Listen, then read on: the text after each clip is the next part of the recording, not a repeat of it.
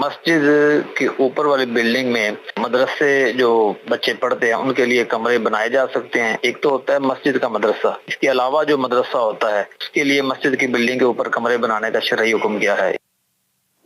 مسجد کی اوپر والی بلڈنگ کے اوپر کمرے بنا کر باقاعدہ مدرسہ لگانا. مسجد بن چکی ہے، مسجد مقرر ہو چکی ہے، اب اس کے اندر جو ہے وہ کمرے نہیں بنائے جا سکتے. مدرسہ بچوں کا لگانا ہو تو بھی کمرے نہیں بنائے جا سکتے. مسجد کے اندر جو اجازت دی گئی ہے بچوں کو پڑھانے کی، اس کی کچھ شرائط ہیں.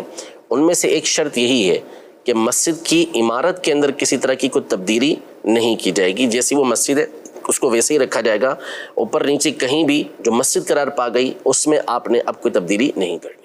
ٹھیک ہے. اور یہ تو بڑا ایک اہم مسئلہ ہے، یعنی لوگوں کو اس حوالے سے بعض اوقات وہ دیکھتے ہیں جگہ کی وسعت ہے، سب کچھ ہے.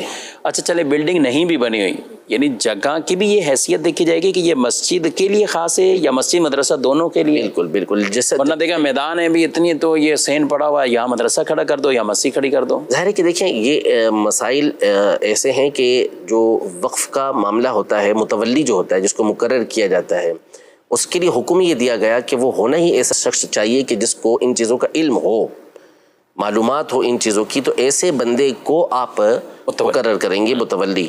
تو اس لیے بہرحال ہمارے یہاں تو یعنی کوئی اگر 1 لاکھ متولی اس طرح کے نکالے جائیں تو شاید ہو سکتا ہے کہ 2-3 نکل آئیں کہ جن کو ان چیزوں کا علم ہو، ورنہ عمومی طور پر ان چیزوں کا علم نہیں ہوتا. لیکن بہرحال طور پر دیکھ رہے ہوتے ہیں اگر علم نہیں ہے تو پھر آپ کو جو مفتیان اہل سنت ہیں ان کی بارگاہ میں رجوع کرنا پڑے گا. تو جب بھی اس طرح کے معاملات ہوں، چاہے ابھی مسجد تعمیر ہوئی ہے، تعمیر نہیں ہوئی، کہاں کیا بنانا ہے، کیا نیت کرنی ہے، لازمی طور پر آپ کسی جو ماہر مفتی ہوں ان سے رابطہ کیجیے.